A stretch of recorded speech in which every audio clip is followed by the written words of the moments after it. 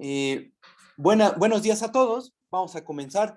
¿Qué vamos a ver el día de hoy? Bueno, el día de hoy vamos a enunciar el teorema de Fubini para funciones continuas generalizado. Nosotros ya vimos un teorema de Fubini para funciones continuas. Es justo el que ahorita aparece en mi pantalla. Este ya lo vimos, lo demostramos usando inducción matemática y vimos algunos ejemplos. Lo que vamos a ver a continuación es que no importa el orden en el cual se hagan las integraciones iteradas. Realmente eso no importa. Para enunciarlo, en su forma más general, necesitamos introducir el concepto de una permutación. Las permutaciones se suelen estudiar un poquito en álgebra superior 1 y a gran profundidad en un curso de álgebra moderna 1. Nosotros solo vamos a definirlas, vamos a comentar algunas propiedades y vamos a entender que las permutaciones lo que hacen es cambiar el orden de ciertos objetos. Y eso es lo que queremos, porque queremos ver que la integral, el orden en el que se hacen las integraciones no es importante, es irrelevante a la hora de hacer el cálculo de la integral. ¿Va? Después de eso, vemos cómo integrar sobre regiones más generales. Si se dan cuenta, vamos a hacer esta reflexión. El teorema de Fubini se enunció sobre un rectángulo n-dimensional. No existirá, entonces la pregunta que surge de manera natural es, ¿no existía una versión de Fubini sobre regiones más generales? Y sí existe, pero se tiene que hacer sobre dimensiones bajas. O sea, una forma general no existe, pero podemos dar fórmulas para dimensión 2, dimensión 3, dimensión 4 y podemos integrar sobre regiones más generales que no sean solo rectángulos n-dimensionales y aplicar Fubini. Entonces vamos a ver esas fórmulas y vamos a ver ejemplos de cómo se aplican esas fórmulas, ¿ok? Ahorita todo lo que sigue es prácticamente aplicado, o sea, saber calcular la integral usando Fubini y bueno, pues vamos a comenzar. Vamos a empezar recordando el teorema de Fubini para funciones continuas, el que probamos la clase pasada. ¿Qué es lo que dice? Bueno, vamos a considerar un conjunto R, A1, B1, cruz A2, B2, cruz AN, BN, un rectángulo n-dimensional. Disponemos de un rectángulo n-dimensional. Tomemos una función f que va del rectángulo R, subconjunto de Rn en R, una función continua. ¿Qué es lo que dice el teorema de Fubini para funciones continuas? Lo que afirma es que la integral de f sobre el rectángulo R es igual a esta secuencia de integrales iteradas. Primero haces la integral de A1 a B1, después la integral de A2 a B2. La integral, así te sigues hasta la integral de AN-1 a BN-1 y por último la integral de AN de BN. ¿De quién? De f de x1, x2, xn. Primero integras respecto de x1, después respecto de x2, después respecto de x3, así hasta respecto de xn. ¿Okay? Esa es nuestra primera versión del teorema de Fubini para funciones continuas. Lo que está diciendo es, primero integra respecto de x1, todas las demás variables las fijas, después integra respecto de x2, todas las variables permanecen fijas, así nos seguimos hasta integrar respecto a la variable xn. ¿Okay? Y al hacer esas integrales, nos da un número real, y ese número real es la integral de f sobre el rectángulo R. ¿Ok? Bueno, bajamos tantito y bajamos tantito, bajamos un poco. ¿Qué es lo que sigue? Bueno, a continuación vamos a probar que el orden de integración en el cual se integran las variables es irrelevante. O sea, no importa en qué orden hagas la integración, no importa en qué orden integres a las variables. Eso va a ser irrelevante al momento de calcular la integral.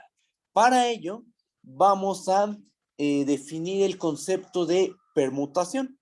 Voy a bajar tantito y vamos a definir lo que es una permutación de orden n. Vamos a dar la definición. Vamos a tomarnos un número natural n. Una permutación de orden n es una función biyectiva a la cual vamos a denotar así, sigma, que va de los primeros n naturales hacia los primeros n naturales. Entonces, ¿qué es una permutación de orden n? Pues simplemente es una función que va de los primeros n naturales hacia los primeros n naturales. Al conjunto de todas las permutaciones lo vamos a denotar por Sn. Sn es el conjunto de todas las sigma, tal que sigma es una permutación de orden n. ¿Cómo se ve gráficamente el asunto? ¿Cómo podemos ilustrar esta definición? Bueno, se ve de la siguiente manera. Chequen. Aquí tenemos nuestro dominio. Este es nuestro dominio. Esto que aparece aquí arriba, vamos a pensar que es nuestro dominio. Entonces aquí tenemos a nuestros n números naturales. Le aplicamos la función sigma y lo que estamos haciendo pues es al primer natural lo mandamos a alguno de los primeros n naturales. Por ejemplo, aquí en el dibujo, a 1 bajo la sigma lo mandé a 2. Después a 2 bajo la función sigma lo mandamos a 3. A 3 a 5, a 4 lo mandamos a 4. Y bueno, así le hacemos con cada uno de los primeros n números naturales. Debe ser una función biyectiva. O sea, no puede ocurrir, por ejemplo, que a 1 y a 2 lo mandemos a 1, por ejemplo, o a 3, al punto 3. Eso no debe pasar. Debe ser inyectiva, debe ser suprayectiva, es decir, debe ser una función biyectiva. Bajamos tantito, bajamos un poco. Así lo dejamos. ¿Y qué se puede probar?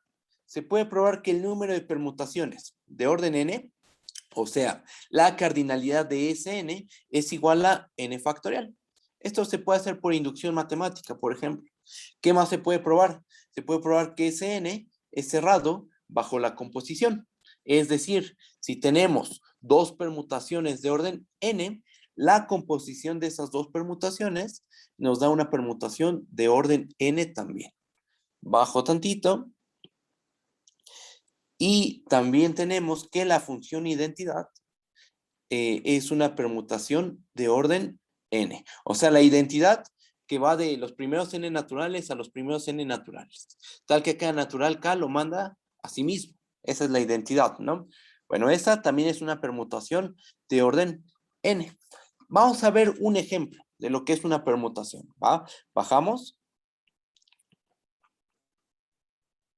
Y aquí tenemos nuestros primeros dos ejemplos.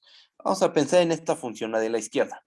La sigma, que va de los primeros tres naturales hacia los primeros tres naturales, que ¿qué es lo que hace? Pues a 1 lo manda al natural 2. 2 se va a 3. Y 3 se va a 1. Estamos de acuerdo que esa es una permutación, porque es inyectiva, es suprayectiva, por lo tanto es una función biyectiva, y efectivamente va de los primeros tres números naturales hacia los primeros tres números naturales. Entonces la función sigma de la izquierda, esa es una función biyectiva, ¿ok? Ahora, ¿qué pasa con la función de la derecha? Vamos a ponerle otro nombre, sigma gorro. ¿Qué pasa con sigma gorro? Pues igual va de los primeros tres naturales hacia los primeros tres naturales, pero hay un problema, que 1 se va a 2, y 2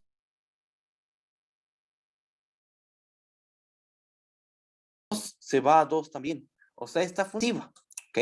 Deja de ser una función inyectiva y por lo tanto no se le puede llamar permutación. Entonces, esta función, la de la derecha, no es una función, no es una permutación.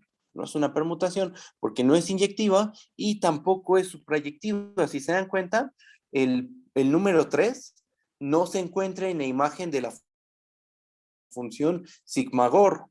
¿Ok?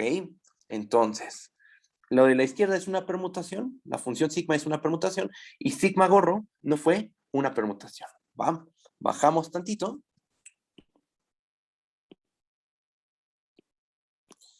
Y aquí una observación. Intuitivamente, permutar, o sea, tomar una permutación, es equivalente a cambiar el orden de ciertos objetos.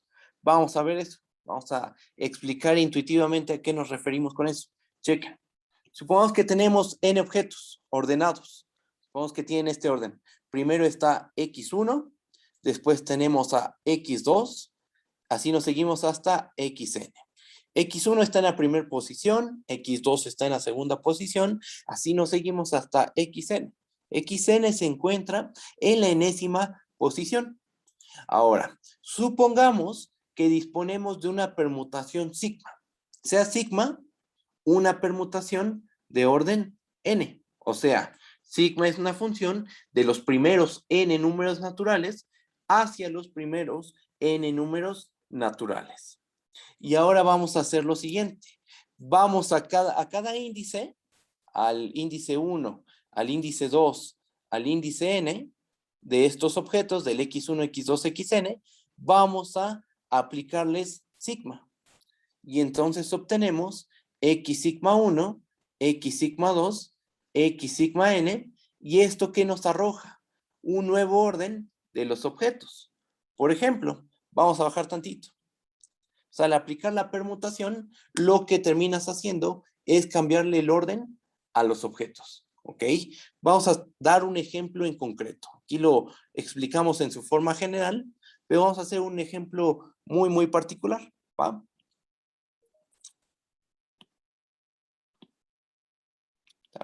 Vamos a considerar este ejemplo.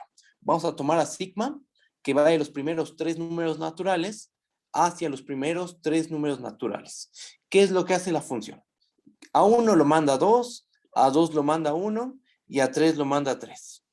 Entonces aquí tenemos a nuestros 3 objetos, lo que sean esos objetos, funciones, integrales, lo que sean, números reales, números complejos, no importa qué son x1, x2, x3. Los tenemos en este orden, les aplicamos la permutación sigma y nos queda x sigma 1, x sigma 2, x sigma 3. Pregunta, ¿quién es sigma 1? Sigma 1 es 2. ¿Quién es sigma 2? Sigma 2 es 1. ¿Y quién es sigma 3? Sigma 3 es 3, ¿ok? Entonces, ¿qué pasó? Pues nos quedaron en este orden. El objeto x2, que antes estaba en la segunda posición, ahora se encuentra en la primera posición. El objeto x1, que antes estaba en la primera posición, ahora se encuentra en la segunda posición. Y el objeto x3, ese se quedó fijo. ¿Ok? Entonces, ¿qué pasó? Bajamos tantito. Pues aquí tenemos nuestro orden original, que es el que aparece en la izquierda. Ajá. Al aplicar la permutación, nos da un nuevo orden. Se reordenaron los objetos. Eso es lo que terminó pasando. Si está bien, hay dudas, todo bien. Entonces, las permutaciones, ¿en qué nos ayudan? A reordenar ciertos objetos. Esos objetos que pueden ser, pues, un montón de cosas, ¿no? Matrices, funciones, polinomios, qué sé yo, ¿no?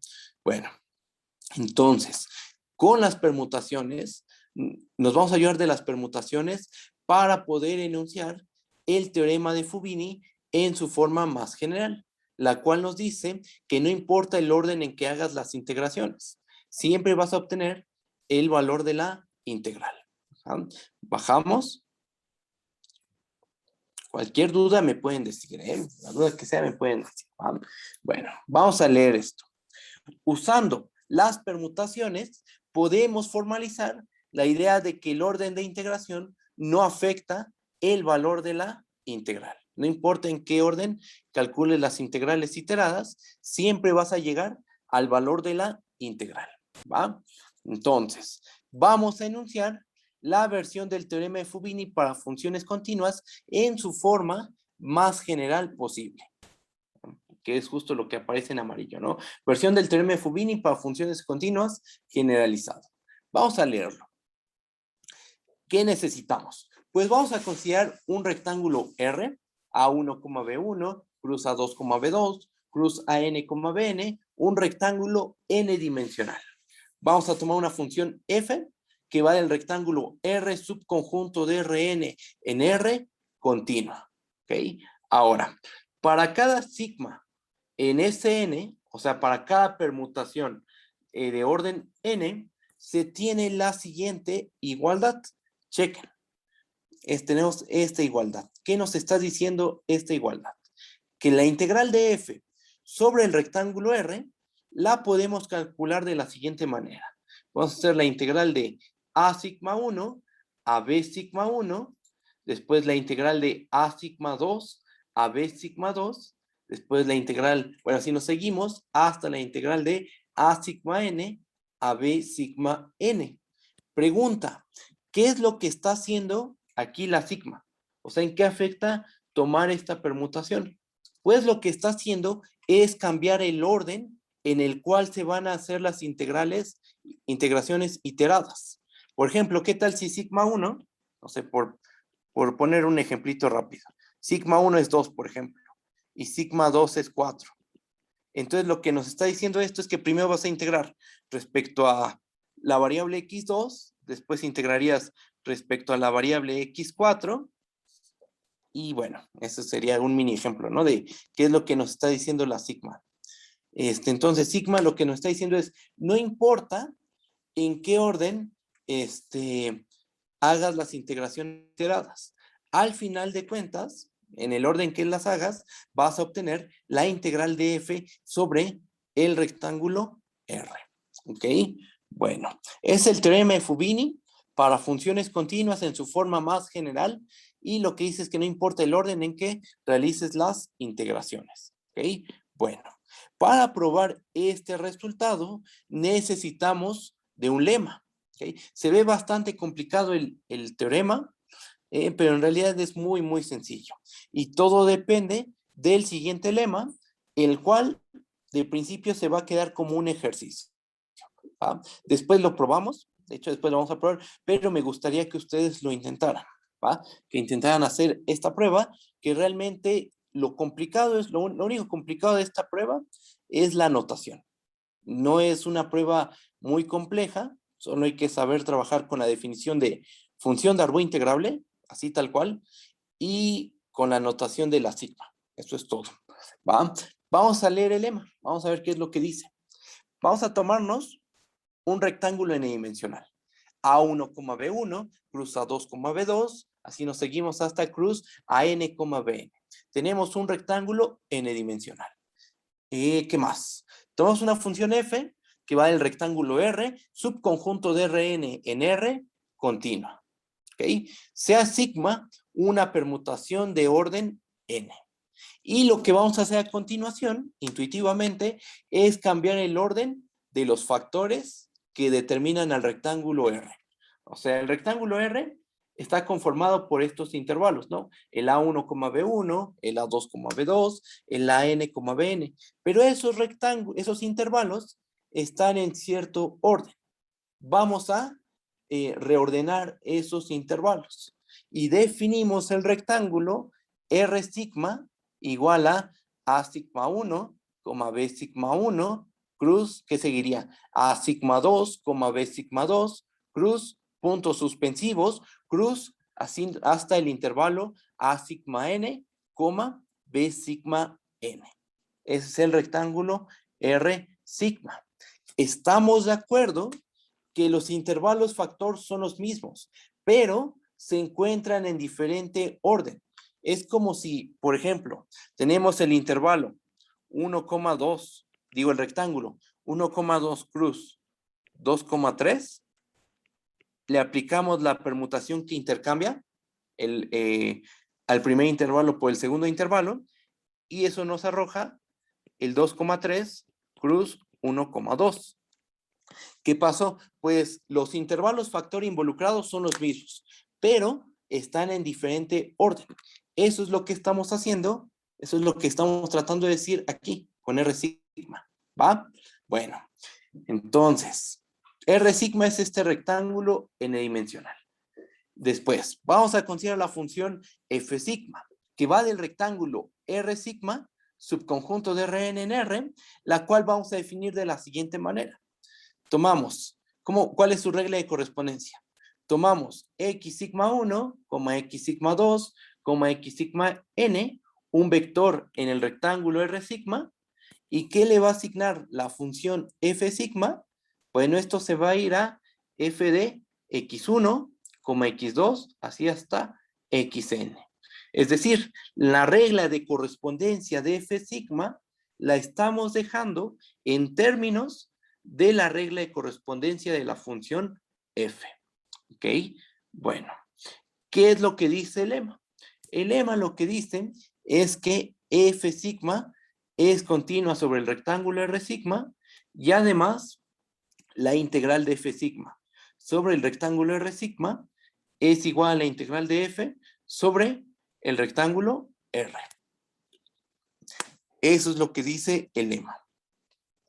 Básicamente lo que estamos haciendo es reordenar los intervalos factores y la regla de correspondencia de la F, modificarla de tal forma que al final la región, lo único que le pasó es que la región de integración, lo único que le pasa es que se rota o se refleja o cosas de ese tipo. Pero en esencia la región de integración, más bien, el sólido que se está integrando, al cual se le está calculando el volumen, ese sólido sigue siendo el mismo, solo que a lo mejor rotó o a lo mejor se reflejó, pero en esencia es el mismo objeto y por lo tanto tiene el mismo volumen. O sea, tiene la misma integral. Su prueba me gustaría que ustedes la intenten, traten de hacer la prueba de este lema y después hacemos su demostración, que realmente no es complicada, es muy, muy sencilla, pero me gustaría ahorita pasarme a la prueba de la versión más general del teorema de Fubini para funciones continuas. Y se va a ocupar fuertemente esta igualdad que estoy señalando. Esta igualdad va a ser importante en la prueba, ¿ok? Bueno, voy a bajar tantito. Si hay dudas me pueden decir, ¿eh? Bajamos. Y lo que sigue pues es probar la versión más general de Fubini para funciones continuas. Ya lo enunciamos, ¿no? La versión general de Fubini para funciones continuas ya se enunció. Aquí está. Es esto, ¿no? Esto es lo que queremos probar.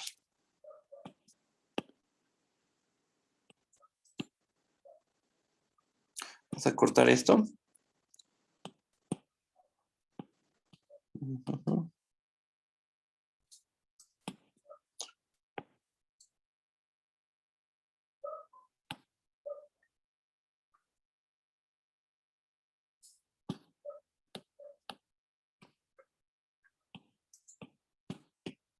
Ok.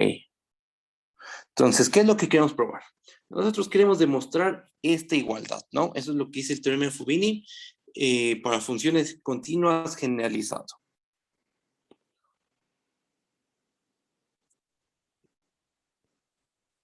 ¿Ok? Eso es lo que hay que demostrar. ¿Va? Bueno, el plan es aplicar el lema. ¿Ok? Bajamos tantito y en realidad la prueba es muy, muy sencilla. Solo hay que salen estas 4 igualdades que aquí puse, 3 igualdades. Chequen. Va la prueba.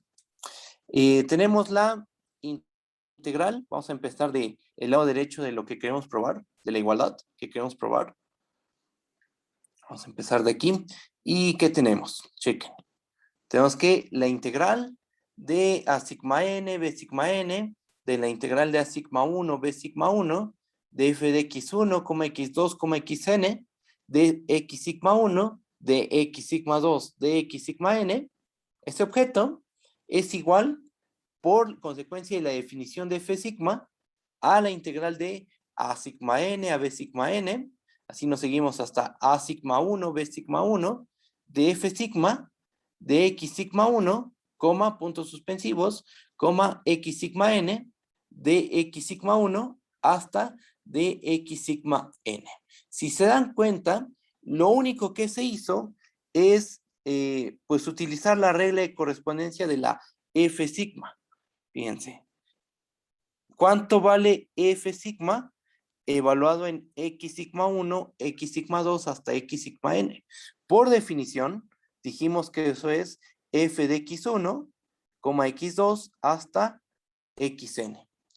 Estos dos objetos que puse en verde, pues son el mismo número, elemento. Ajá. Entonces, pues lo único que estamos haciendo es cambiar la notación. Eso es lo único que está cambiando. ¿Qué más tenemos? Por el teorema de Fubini y por el lema, sabemos que la F sigma es continua, estamos de acuerdo. Y sabemos que por teorema de Fubini se pueden hacer las integraciones en este orden. La integral de A sigma n a B sigma n, después nos seguimos así hasta la integral de A sigma 1 a B sigma 1, de F sigma, de X sigma 1, X sigma n, de X sigma 1 hasta D sigma n, y todo eso nos da la integral de F sigma sobre el rectángulo R sigma. Porque en el rectángulo R sigma, voy a subir tantito. ¿Quién es el rectángulo R sigma? Es el rectángulo A sigma 1, B sigma 1, cruz A sigma 2, B sigma 2, así nos seguimos hasta cruz A sigma n, B sigma n. En ese rectángulo, ¿cuál es el primer intervalo factor? A sigma 1, B sigma 1, ¿no? Después, ¿cuál es el segundo intervalo factor? A sigma 2, B sigma 2. El tercero, el cuarto, el enésimo intervalo factor, ¿cuál es? A sigma n, B sigma n. ¿Estamos de acuerdo? Y justo en ese orden es como se están haciendo las integraciones aquí. En esta igualdad, estamos integrando sobre este rectángulo R sigma y en ese orden se están haciendo las integraciones. Y nosotros sabemos que en ese orden la integral de F sigma sobre el rectángulo R sigma coincide con esta integración iterada, ¿ok? Pero por el lema nuevamente, nosotros sabemos que la integral de F sigma sobre el rectángulo R sigma coincide con la integral de F sobre el rectángulo R. Entonces, ahora lo único que hacemos es fijarnos en el principio y en el final de esta cadena igualdades y desigualdades. ¿Y qué es lo que tenemos? Bajamos. Vamos a marcarlo. Tenemos esto, ¿no? Esta integral iterada coincide con la integral de F sobre el rectángulo R. Y por lo tanto, bajamos, la integral de F sobre el rectángulo R es igual a esta integración iterada, sin importar quién sea la permutación sigma. O sea, no importa el orden en que realices las integraciones iteradas, siempre se va a obtener el valor de la integral de F sobre el rectángulo R. ¿Ok? Y ahí se acaba la prueba del teorema de Fubini para funciones continuas en su forma más general. ¿Qué necesitamos? Pues se necesitó del concepto de una permutación. ¿Okay? Entender la idea intuitiva de una permutación. ¿Qué es lo que hace una permutación? Pues cambia el orden de ciertos objetos. Y utilizamos un lema que no se probó. Después lo vamos a probar. Ahí me gustaría que ustedes lo intentaran probar porque hacer la prueba implica entender el concepto de permutación y qué nos dice esta notación de aquí. La F, entender quién es la F sigma, quién es el rectángulo R sigma. Entonces me gustaría que ustedes intenten hacer la prueba de este lema, ¿ok? Ya si no sale, pues antes de que nos vayamos de vacaciones, si es que hay vacaciones, si no podemos continuar, lo probamos, ¿ok? Bueno, entonces ahí está la prueba. Necesitamos de este lema para probar la versión del teorema de Fubini para funciones continuas generalizada. Y aquí está su demostración. Bueno, ¿qué es lo que sigue? Pues lo que sigue es hacer ejemplos, ¿no? De cómo ver que el orden en que se realiza la integración no afecta al valor de la integral. Vamos a hacer un ejemplo, ¿ok? Vamos a hacer un ejemplito bastante sencillo. Vamos a considerar la siguiente función. Sea f de x, y, z, la función x cuadrada más y coseno de z, la cual va a estar definida sobre el rectángulo tridimensional 0,1, cruz 1,2, cruz 0, pi medios. ¿Qué pide el problema? Calcular la integral de f sobre el rectángulo R de dos maneras distintas. ¿Okay? Entonces, nuestro objetivo es calcular esta integral con esta función f sobre este rectángulo R, haciéndolo de dos formas distintas. ¿Ok? Bueno, vamos a resolver el problema. ¿Cómo le hacemos? Por teorema de Fubini, en su forma más general, nosotros sabemos que la integral de f sobre el rectángulo R se puede calcular de la siguiente manera. Como la integral de 0 a 1, de la integral de 1 a 2, de la integral de 0 a pi medios, de x cuadrada más y coseno de z, y integramos en este orden. Primero respecto a x, después respecto a y al final respecto de z. Primero vamos a integrar respecto de x. Cuando estamos integrando respecto de x, estamos suponiendo que y z están fijas. O sea, estamos pensando que y z son constantes. ¿Ok? Entonces, ¿cuál es la integral de x cuadrada? Una primitiva de x cuadrada sería x cúbica entre 3. ¿Estamos de acuerdo? Una primitiva de esta constante, y coseno de z. ¿Quién sería una primitiva? X por y coseno de z. Recuerden que estamos integrando respecto de x. Entonces, si solo aparece la y y la z, esos objetos son constantes, ¿ok? ¿Qué nos queda? Que esto es igual a la integral de 0 a pi medios, de la integral de 1 a 2, de x cúbica entre 3, más xy coseno de z, todo esto evaluado de 0 a 1, de y después de z. ¿Ok? Hacemos la evaluación. Evaluamos de 0 a 1. ¿Qué nos queda? La integral de 0 a pi medios, de la integral de 1 a 2. Evaluamos en 1. ¿Qué nos da? 1 al cubo entre 3 más 1 por y coseno de z. ¿Ok? Y después evaluamos en 0, pero con un signo menos. Ajá, así nos dice el teorema fundamental del cálculo. Nos queda 0 al cubo entre 3 más 0 por y coseno de z. Que estamos de acuerdo que al evaluar en 0, todo se nos anula. Entonces nos termina quedando únicamente 1/3 más y coseno de z. ¿Ok? Y entonces esta integral de arriba es igual a la integral de 0 a pi medios, de 1 a 2, de 1/3 más y coseno de z, de y de z. Ahora, ¿qué sigue? Ahora vamos a integrar respecto de la variable y. Y la variable z permanece fija. ¿Ok? Integramos y ¿qué nos queda? Una primitiva de 1/3, 1/3 de y. Una primitiva de y coseno de z, pues y cuadrada entre 2 coseno de z. ¿Estamos de acuerdo? ¿Qué nos queda entonces? Que esto es igual a la integral de 0 pi medios de 1/3 de y más y cuadrada entre 2 coseno de z, todo esto evaluado de 1 a 2. Y nos falta integrar respecto de z, desde luego. Pero vamos a fijarnos en lo de adentro. Evaluamos en 2. ¿Qué nos queda? Nos queda 2/3 más 2 al cuadrado entre 2 coseno de z.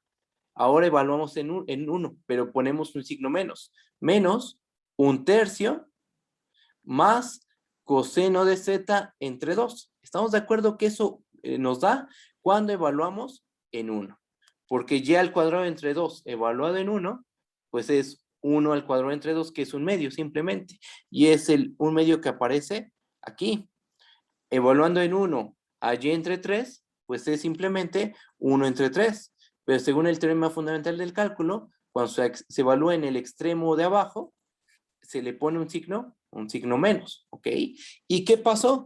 Pues que ya la variable y la variable x desaparecieron, ya las eliminamos. Nos queda una integral de una variable, tal cual. Hacemos la integral, bueno, simplificamos y nos termina quedando la integral de 0 a pi medios de 1/3 más 3 medios coseno de z de z. Integramos eso, esto es bastante sencillo, es 1/3 de z más 3 medios de seno de z, evaluado de 0 a pi medios. Evaluamos y nos termina quedando pi sextos más 3 medios. ¿Ok? Y entonces, ¿qué tenemos? Que la integral de f sobre el rectángulo R está dada por pi sextos más 3 medios. ¿Ok? Bueno, y eso se obtuvo al integrar en este orden. Primero respecto a la variable x, después respecto a la variable y al final respecto a la variable z. ¿Qué pasa si cambiamos el orden de integración? Según el teorema que acabamos de probar, no importa, nos debe seguir dando el mismo valor, nos debe seguir dando el valor de la integral, ¿ok? Pues vamos a verificarlo. Bajamos. Y ahora vamos a hacer la integración de esta manera. Vamos a integrar primero respecto de y, después respecto de x y al final respecto de z, ¿ok? Pero ahora los intervalos de integración también cambian, ¿no? Porque primero vamos a integrar de 1 a 2, después de 0 a 1 y al final de 0 a pi medios. ¿Estamos de acuerdo? Bueno, entonces, por Fubini se tiene esta igualdad, ¿ok? Ahora, vamos a hacer las integraciones paso a paso. Primero integramos respecto de y. Como estamos integrando respecto de y, la variable x y la variable z se consideran constantes. ¿Qué nos queda? Que esto es igual a la integral de 0 a pi medios de la integral de 0 a 1 de x cuadrada y, porque x cuadrada y es primitiva de x cuadrada. Nos queda después más y cuadrada entre 2 coseno de z, porque y cuadrada entre 2 coseno de z es primitiva de y coseno de z, y todo esto evaluado de 1 hasta 2. Recuerden, estamos integrando respecto de y. Bueno, evaluamos de 1 a 2. ¿Qué nos termina quedando? Nos termina quedando la integral de 0 a pi medios, de la integral de 0 a 1, evaluamos en y igual a 2. ¿Qué nos queda? 2x cuadrada más 2 coseno de z, y después evaluamos en 1 y ponemos un signo menos. Nos queda menos paréntesis x cuadrada más coseno de z entre 2 de x de z. ¿Sí está bien?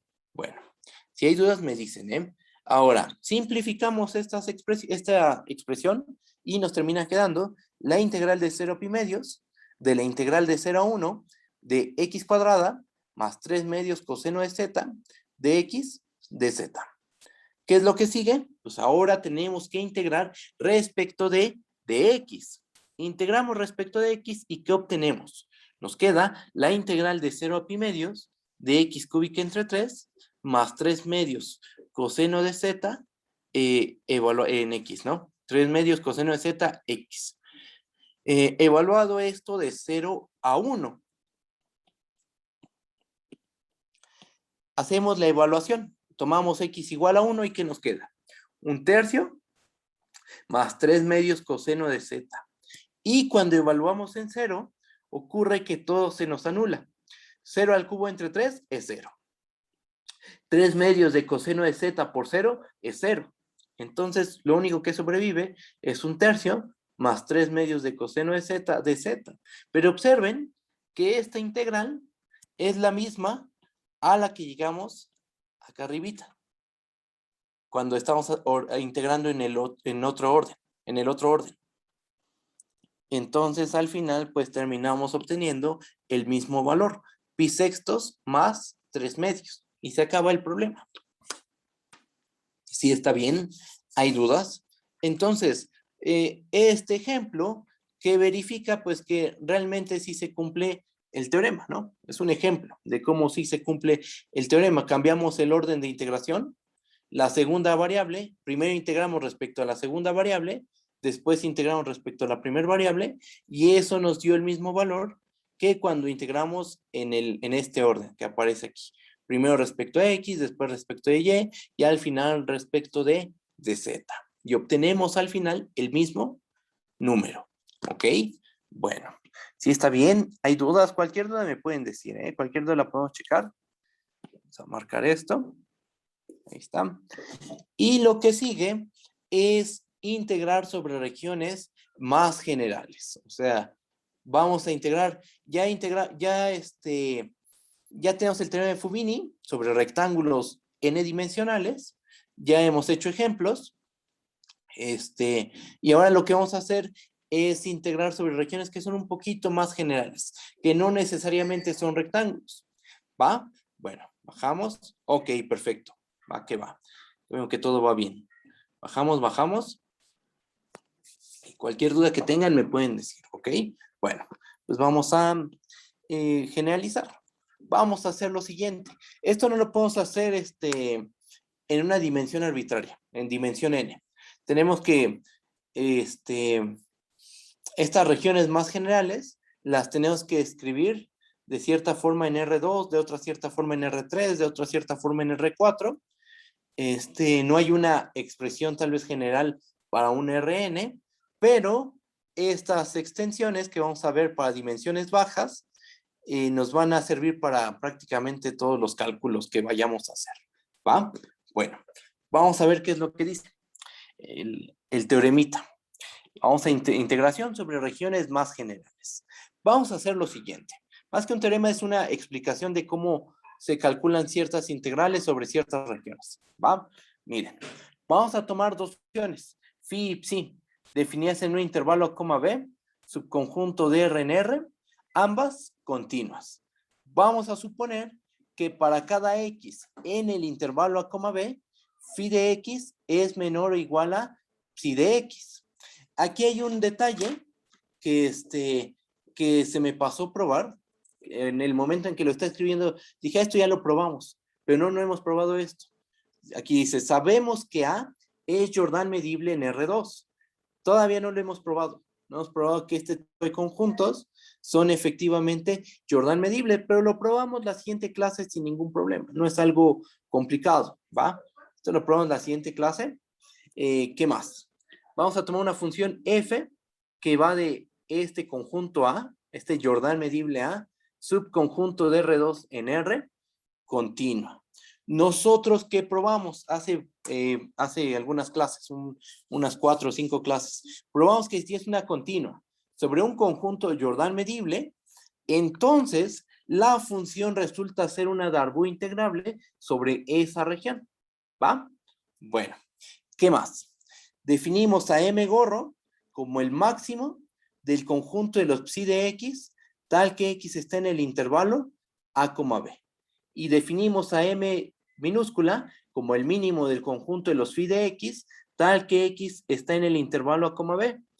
¿Por qué estamos tan seguros que existe el máximo y existe el mínimo? Ah, bueno, lo que ocurre es que la función phi y la función psi son funciones continuas sobre el compacto A, B.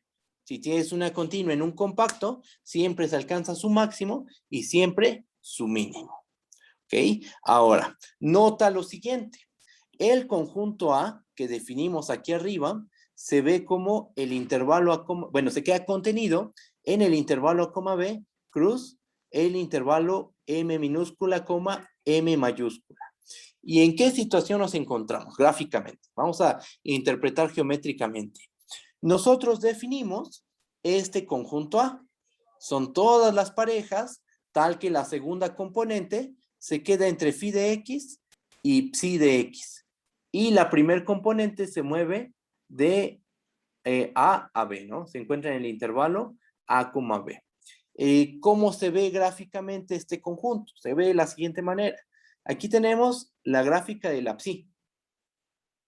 Y aquí tenemos la gráfica de la phi. ¿Estamos de acuerdo? Nosotros estamos suponiendo que phi de X es menor o igual a psi de X para todo X en el intervalo A, B. ¿Ok? Entonces, este dibujo corresponde a la hipótesis de que la psi quede por encima de la función phi. ¿Estamos de acuerdo? Ahora, se tomó el máximo de la función psi, que el máximo sería la altura de esta recta horizontal que estoy señalando. Sería la altura de esta recta horizontal.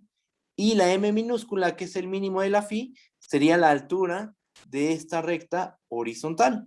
¿Ok? Entonces, lo que hicimos con ese máximo y ese mínimo es construirnos un intervalito de tal forma que al hacer el producto cartesiano de estos dos intervalos, obtengamos un rectángulo que contenga a nuestro Jordan medible. ¿Va? Bueno, estamos de acuerdo que esta región no necesariamente es un rectángulo, ¿no? De hecho, en el dibujo se ve que pues esto, lo más probable es que nunca vaya a ser un rectángulo, la región A. Ajá. Entonces, el plan es aprender a integrar sobre este tipo de regiones, ¿ok?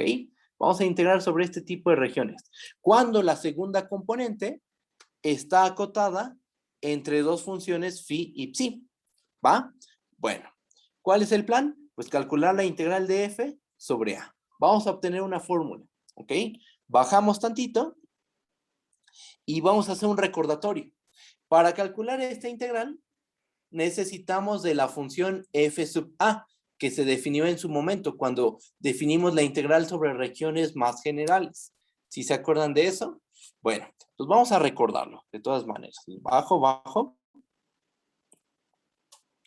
Vamos a dejar que se vea el dibujito, ¿no? Ahí está. Recuerden esto. Si tenemos A subconjunto de R con R un rectángulo, ¿quién es f sub a de x?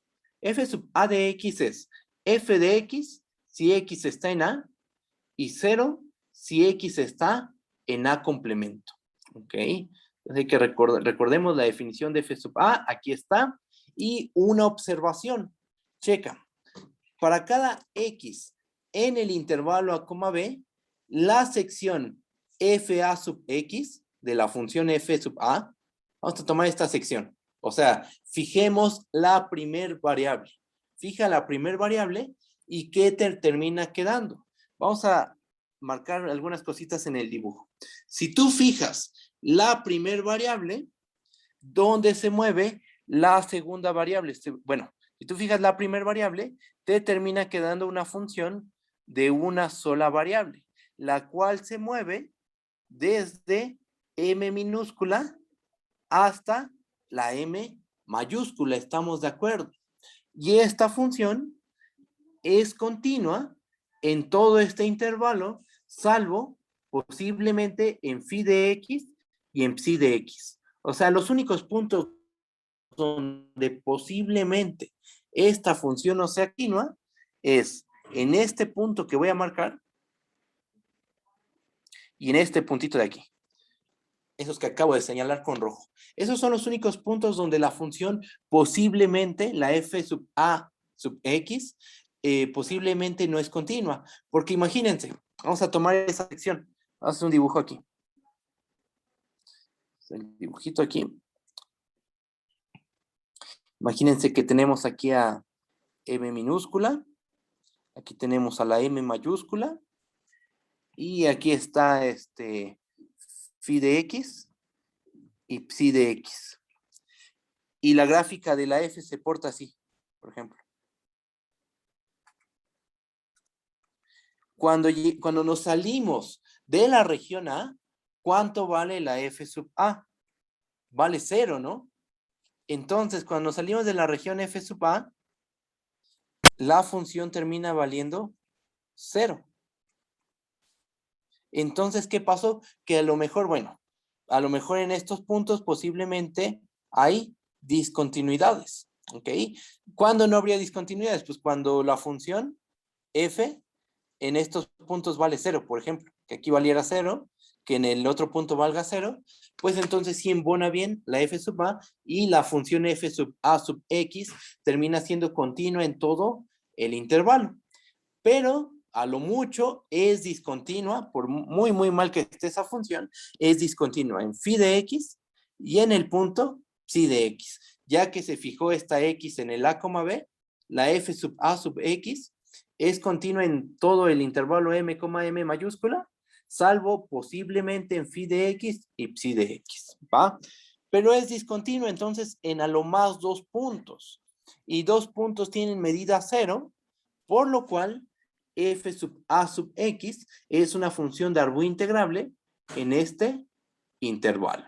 ¿Y eso por qué lo digo? Porque el plan es aplicar el teorema de Fubini. Bajamos.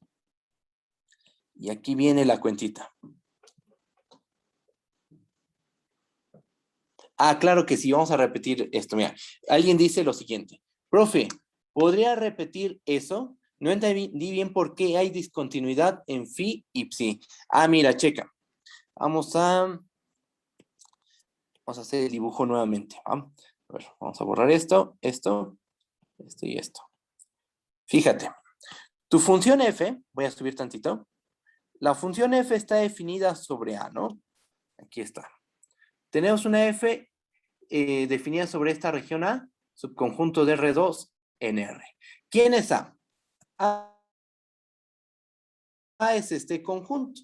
Es el conjunto de parejas tales que phi de x es menor o igual a y, menor o igual a psi de x, y la x se mueve en el intervalo a, b. ¿Ok? Estamos trabajando sobre esa región. Pero esa región, lo que hicimos fue meterla en un rectangulito. Voy a bajar tantito. La metimos en el rectángulo a, b, cruz m minúscula, m mayúscula, donde m minúscula, ¿quién era? Este mínimo. ¿Y quién es m mayúscula? Este máximo. Cuando nos construimos la función f sub a, cuando tú te construyes la f sub a, ¿qué podemos asegurar? Si tomamos un punto x, y en la región A, ¿cuánto vale f sub a de x, y? Por definición, vale f de x, y.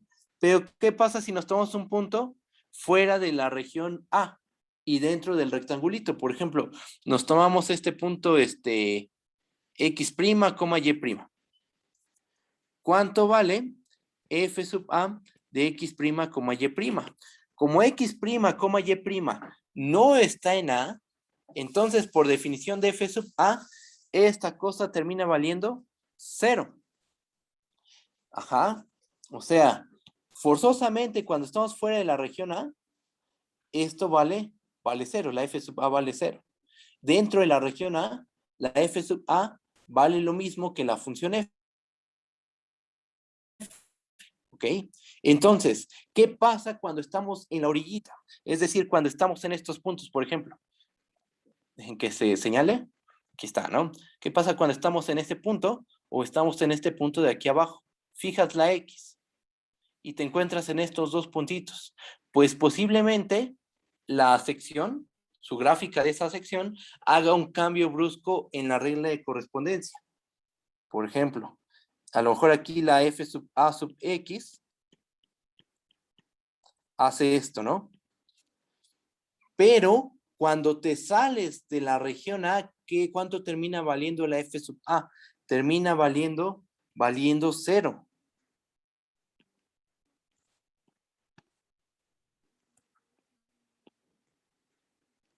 A ver, déjenme ver el chat. O sea, ajá, alguien dice, o sea, la función se activa solo cuando los puntos se encuentran en A.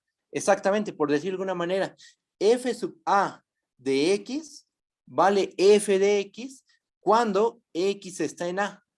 O sea, toma los valores f sub a y f coinciden cuando evalúas en puntos de la región A. Pero si estás fuera de la región A, por ejemplo, si te encuentras aquí o en este punto de aquí o aquí, te quedas fuera de la región A, entonces f sub a se va a anular. Y por ese detalle, posiblemente se hace un cambio brusco. Aquí está tu f sub a sub x. Es la gráfica de la sección, ¿no? Y aquí debe valer 0, porque estamos fuera de la región. Ajá.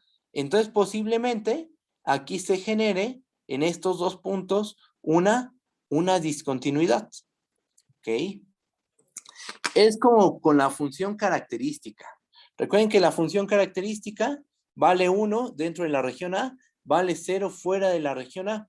¿Dónde hace el cambio brusco de regla de correspondencia? En la frontera, ¿no? Aquí sí tenemos vamos a hacer un dibujito aquí de la característica. Ahí está. Dentro del conjunto A, la característica vale 1. Pero cuando nos salimos de la región A, la función vale 0. ¿Dónde hace el cambio brusco de regla de correspondencia? ¿Dónde se hace discontinuo? Pues en la frontera. Justo aquí es donde hace el cambio brusco en su regla de correspondencia. Lo mismo está pasando aquí. Nos paramos en este punto. Si nos vamos moviendo por esta rectita, ahí tenemos la regla de correspondencia de la F, la cual es continua. Hay continuidad, continuidad, continuidad. Llegamos a este punto y posiblemente aquí hay una discontinuidad porque aquí se hace de manera arbitraria 0. Así se definió la F sub A. Y en la parte de aquí abajo también lo mismo, también se hace 0. Entonces, posiblemente hay dos discontinuidades en el punto phi de x y en el punto psi de x para la función f sub a sub x. ¿Okay? Esa sería la explicación. ¿Sí está bien? ¿Hay dudas? Bajo tantito, bajo. Y ahora chequen. Vamos a hacer el siguiente razonamiento. ¿Cuánto vale la integral de f sobre a? Por definición de integración sobre regiones más generales, ¿qué es lo que uno tiene que hacer? Ah, pues tienes tu región A, la metes sobre un rectángulo R y entonces integras a f sub a sobre el rectángulo R. Recuerden que esto es por simple definición de integración sobre regiones más generales. ¿Ok? ¿Cuál es este rectángulo R? Este rectángulo R es el rectángulo que definimos aquí arriba. Este rectángulo. ¿Ok? Entonces, aplicamos teorema de Fubini y esto nos da la integral de a en b, de la integral de m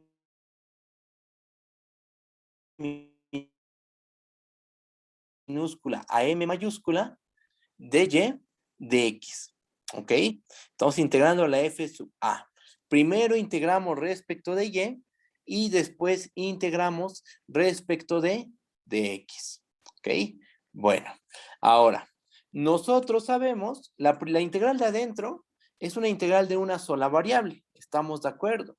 Nosotros sabemos que podemos dividir nuestro intervalo de integración. Por ejemplo, si tenemos el intervalo de integración m minúscula, m mayúscula, aquí adentro está phi de x y aquí está psi de x, podemos integrar primero de m minúscula phi de x, después integrar de phi de x a psi de x y después de psi de x a m. O sea, integramos primero aquí, después integramos en este intervalo y al final integramos en este otro intervalo. ¿Ok? ¿Y qué nos termina quedando? Nos termina quedando la integral de a en b de lo siguiente. La integral de m a phi de x, de f sub a, de x, y de x, más la integral de phi de x a psi de x, de f sub a, de x, y de x, más la integral de psi de x a m, de f sub a, de x, y de x. Y nota lo siguiente, vamos a fijarnos en las integrales que están de color morado. Y chequen, en este intervalo de integración, f sub a de x, y vale 0. ¿Por qué? Vamos a ver el dibujo. Fíjense que aquí estamos integrando respecto de y, ¿eh? La primera integración es respecto de y la que sigue es respecto de x. Pero entonces, como estamos integrando primero respecto de y, x aquí está fijo. Nos vamos a escribirlo. Aquí está x fijo. Subo tantito. ¿Y en dónde nos encontramos? Nos encontraríamos aquí, miren, chequen. Aquí está la x fija. Vamos a poner aquí otra x.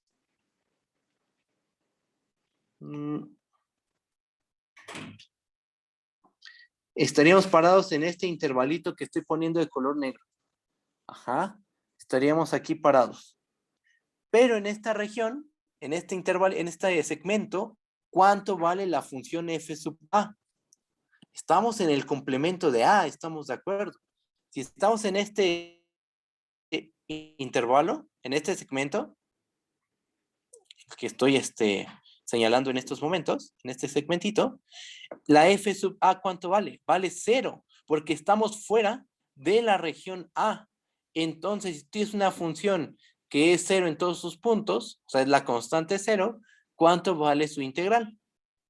Va a valer 0 la integral, ¿estamos de acuerdo? Entonces, esta integral que aparece aquí, vale 0. Y por razones similares, cuando integramos de psi de x a m gorro, a f sub a de x, y de x, pues esa integral también debe de valer 0, porque estamos fuera de la región A, ¿ok? ¿Y qué sobrevive únicamente? Pues sobrevive la integral de en medio. Entonces nos termina quedando que esto es la integral de a en b de la integral de phi de x a psi de x de f sub a de x, y, de y, de x. Y esto es igual a la integral de a en b de phi de x, a psi de x, de f de x, y, de y, de x. ¿Y qué tenemos con esto? ¿A qué se llega? Ah, pues se llega a lo siguiente, que para calcular la integral de f sobre esta región A, una región que queda dominada por las gráficas de dos funciones, donde la variable es x, que están en función de x, esa integral sobre esa región es igual a esta integral iterada. La integral de a en b de la integral de phi de x a psi de x, de f de x, y, de y, de x. Aquí lo especial de esta fórmula es que en los límites de integración de la primera integral aparece la variable x, ¿ok? Aparece la variable x. Entonces, ¿qué tienes que hacer primero? Pues primero integra respecto de y para que se elimine esa variable y después te queden la variable x únicamente. Integras respecto de x y entonces eso ya te arroja un número real. Ese número real termina siendo la integral de f sobre la región A. ¿Ok? ¿Hay dudas? ¿Está bien todo? Bueno, cualquier duda me pueden decir, ¿eh? Voy a bajar tantito. Bueno, no, subo tantito, subo. Y observen lo siguiente. Esta región A, donde integramos, está generada por la gráfica de dos funciones, donde la variable de esas funciones es x, estamos de acuerdo. A cada x le estamos asignando un punto del eje y. Ajá. Entonces, aquí nuestra región está acotada por estas dos gráficas, donde las gráficas de esas funciones, las funciones involucradas, su variable es x. Pero también podemos considerar una región donde las gráficas, la variable de las gráficas sea y. ¿Ok? Bajamos tantito y podemos estar también en esta situación, ¿no? Que aparece aquí. Ahorita leemos lo de arriba, donde tenemos dos gráficas. Aquí está la gráfica de una función phi, la gráfica de una función psi, pero donde la variable de esas funciones se encuentra en este eje. ¿Ok? Entonces también podríamos integrar sobre este tipo de regiones, las cuales no tienen por qué coincidir con un rectángulo en dimensión. Son regiones más generales. A ver, déjenme ver. Alguien pregunta, ¿y podría pasar que ambas gráficas se crucen e integrar sobre cada región del interior? No se pueden cruzar. A lo mucho podría pasar esto, mira. A lo mucho podría ocurrir esto, que aquí está la gráfica de una, aquí está la gráfica de la otra y a lo mejor en un punto coincide. Pero eso es lo más que podría suceder. ¿Por qué? ¿Por qué estoy tan seguro de eso? Porque, ¿qué hipótesis le pedimos a esas dos funciones? Voy a subir tantito. Le pedimos la condición de que phi de x sea menor o igual a psi de x. Entonces, a lo mucho lo que podemos tener es la igualdad. ¿Estamos de acuerdo? A lo mucho phi de x va a ser igual a psi de x. Y entonces a lo más vamos a tener que en ciertos puntos pueden coincidir. ¿Va? Entonces no puede ocurrir que se crucen las gráficas. O sea, no puede ocurrir algo así, mira. Que aquí está la gráfica de la phi y después aquí tenemos la gráfica de la psi. Esto no va a pasar nunca. Esto no. Y esto de acá sí. ¿Ok? Va, no de qué. Bajamos tantito. Y podemos llegar a una fórmula similar cuando tenemos una región de este tipo, ¿no? Donde nuestra región está acotada por dos gráficas de ciertas funciones, donde esas dos funciones, su variable es y. ¿Ok? Subimos y vamos a leer esto.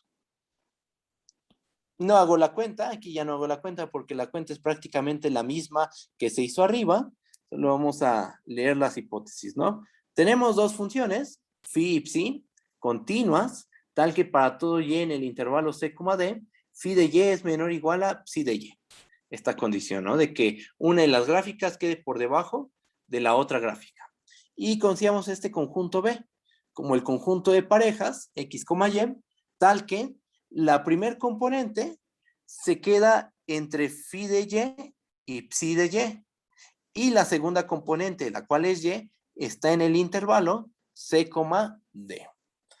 Otra vez, aquí dije que sabemos que B es Jordan medible. Yo me había quedado con que ya lo habíamos probado, pero todavía no hemos visto que este tipo de conjuntos son conjuntos Jordan medibles, ¿va? Es algo que tenemos que verificar en la siguiente clase. Eso es importante.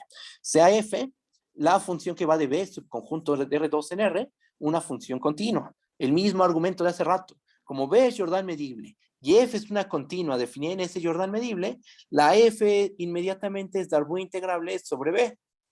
Y de forma similar a como le hicimos arriba, se puede probar la siguiente igualdad. La integral de f sobre la región B es la integral de c en d de la integral de phi de y a psi de y de f de x, y de x de y. ¿Ok?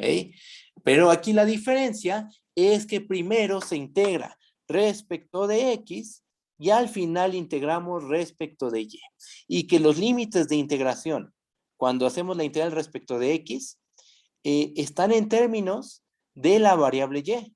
Aquí aparece phi de y, aquí aparece psi de y. Entonces, va a aparecer la y abajo, en el límite de integración inferior. Y en el límite de integración superior también va a aparecer la y, dependiendo de quién sea phi, quién sea psi. Ajá. Entonces, primero integra respecto de x. Eliminas a la x, te queda únicamente la variable y, y al final integra sobre y, eso te da un número, y ese número es la integral de f sobre la región B. ¿Ok? Bueno, ¿qué es lo que sigue? Pues lo que sigue sería ver ejemplos de cómo se aplican estas fórmulas. Aquí traigo preparados dos ejemplos. El detalle es que ya se nos acabó el tiempo. Aquí hay un ejemplo, todas las cuentitas. Y otro ejemplo más con todas las cuentitas. Y ahorita lo tenemos en dimensión 2. Bueno, tenemos una fórmula para integrar sobre regiones más generales, pero en dimensión 2. Mañana vamos a ver una fórmula para dimensión 3. Vamos a hacer ejemplos. Y lo que sigue después es ver aplicaciones teóricas del teorema de Fubini. Ahorita lo que hemos visto son aplicaciones para el cálculo de las integrales, ¿no? Aplicaciones del teorema de Fubini para hacer el cálculo de integrales. Ahorita tuvimos una fórmula para integrar sobre regiones más generales. Mañana vamos a obtener otras formulitas para integrar sobre regiones más generales. Pero después sigue las aplicaciones del teorema de Fubini a resultados teóricos. Por ejemplo, hay un teorema de cálculo 3 que te dice que si tu función es de clase C2, entonces las parciales cruzadas deben de coincidir. Usando el teorema de Fubini, se puede probar ese resultado. ¿Ok? Se puede obtener como un tipo teorema fundamental del cálculo para funciones en dos variables. No es un teorema fundamental del cálculo tal cual, pero tiene un parecido. ¿Ok? Entre otros resultados. Se pueden ver varias propiedades. Vamos a ver también el principio de Cavalieri, que nos dice que si tienes dos regiones, vamos a hacer aquí un dibujo. Tienes una región A y tienes una región B. Tal que en sus secciones tienen la misma medida, o sea, la medida de esta sección es igual a la medida de esta sección, entonces estas dos regiones deben de tener la misma medida. Si en secciones tienen la misma medida, entonces las regiones globalmente también van a arrojar la misma medida. ¿Ok? Bueno, tenemos que ver todo eso. No creo que nos alcance el tiempo para verlo mañana, pero sí vamos a ver gran parte de lo que les acabo de contar. Ya sea el viernes o el lunes, continuamos con esto. Yo creo que a más tardar el lunes terminamos con Fubini. Martes, miércoles y jueves vemos cambio de variable, que eso va a ser un poquito más rápido porque no vamos a hacer la prueba del teorema de cambio de variable, eso sí nos llevaría muchísimo tiempo, y yo prefiero que veamos integral de línea, de superficie, Green, Gauss y Stokes, y ya, ¿va? Bueno, a ver, déjenme ver el chat, alguien puso, profe, ¿nos puede compartir las notas, por favor? Claro que sí, sí, ahorita las subo inmediatamente, ¿va? Ahorita subo las notas de la clase pasada ya están. Ahorita déjenme checar el video pasado. Déjenme ver si se puede subir bien al Classroom. Y si no, bueno, pues ya de todas formas lo voy a subir, sea como sea que esté. Duró 1 hora el video de la clase pasada, pero la clase en realidad duró más tiempo. Solo que como que se grabó en rápido, no sé qué pasó. La cosa es que no está bien grabado. ¿Para qué va? Pero bueno, yo al rato subo todo. ¿Ok? Pues nos estamos viendo. Cuídense mucho. Nos vemos mañana. Bye, bye. A ver, una pregunta. ¿Alguien me preguntó algo? Déjenme cortar el...